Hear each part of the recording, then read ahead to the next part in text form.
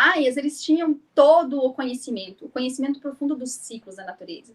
Eles eram realmente grandes cientistas, grandes engenheiros, né, arquitetos do tempo, que a gente chama, né? Eles conheciam e enxergavam muito além. Então, como o Otávio disse, a gente tem certeza, na verdade, que eles tinham realmente contatos com os seres, porque eles tinham muita informação. Informação, inclusive, que mesmo hoje, com toda a tecnologia que se tem hoje, tem muita coisa que a ciência não prova.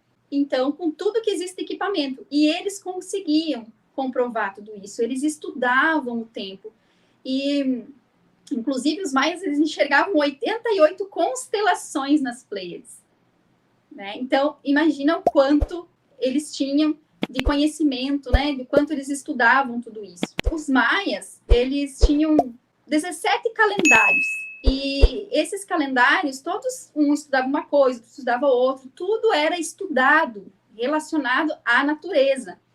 E um dos calendários era o calendário do Tzolk'in, né? O calendário do Tzolk'in foi um calendário sagrado que eles trouxeram, que eles fizeram e que foi resgatado. Então, o calendário do Tzolk'in é um calendário realmente sagrado, é a matriz dos maias. Vamos dizer que é a tabela periódica do tempo deles. Eles estudavam baseado no Tzolk'in. O Tzolk'in é a frequência 1320. Por que 1320? O Tzolk'in, ele é a alma, ele é a sabedoria dos maias. E o Tzolk'in, ele é formado, então, na frequência 1320, e ele é formado por 260 conjuntos. Isso aí. Esse é o Tzolk'in. Essa é uma matriz. 13 vezes 20 dão 260 selos. Então, 260 conjuntos, 260 quins. Essa era a matriz sagrada dos povos maia. Essa combinação que eles foram estudando, organizando, para que eles fossem entendendo como tudo funcionava. Por meio das observações dos astros, da natureza, tudo isso foi montado essa matriz. O Tzolk'in, ele pode ser dividido, né, porque a gente começa a contar ele de cima para baixo. Né, é uma matriz que vai caminhando. E o Tzolk'in, ele é muito utilizado lá na agricultura também dos povos, era utilizado, né, para entender como é que funcionava cada quim, cada frequência. Esses 260, então, como eu falei, é um quim, 260 selos, cada selo é um quim, eles são combinações, vamos dizer assim. Eles são combinações que os maias deram um nome, e significa o quê? A frequência daquele dia. Então, digamos assim, lembra como eu falei lá na live, no início da live, que hoje, então, se inicia o quê? A onda encantada do cachorro. E aí nós estamos no selo do cachorro magnético. Então, hoje, a energia do dia é do cachorro magnético. E para quem estava falando sobre o cachorro, a gente consegue ver ele, que ele é um animal muito dócil, muito verdadeiro, muito leal, muito amoroso. Sempre quando a gente fala dessas frequências, a gente fala do potencial do selo, e depois nós vamos falar sobre a outra parte também. Então, cada selo, ele está conectado com a energia do Sol. E todo esse conhecimento, tudo isso os maias fizeram. Então, cada selo representa o quê? Uma energia, representa uma frequência. E através daquele dia, como funcionava aquele dia, os fenômenos que aconteciam, as sincronicidades que aconteciam, eles, então, recebiam um nome.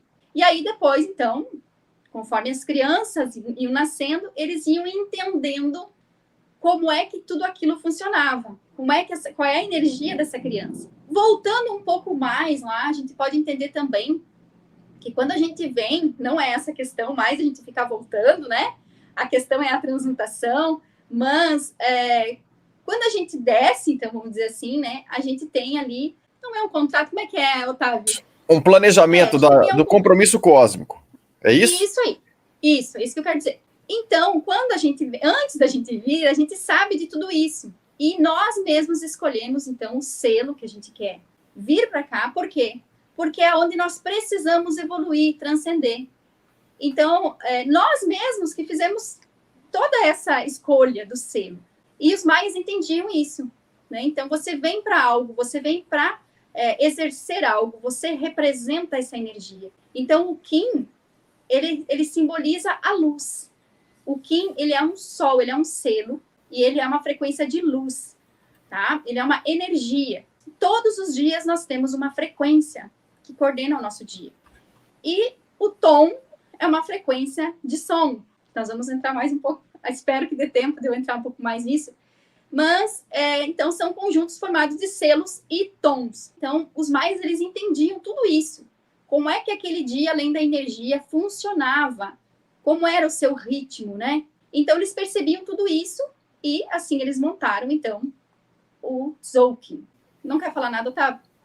Não ia falar não, mas já que você pediu. Gente, só pra gente entender essa questão das frequências, pra gente entender, assim, como que funciona. Não são informações de outras vidas? As informações de outras vidas vibram em você, hoje.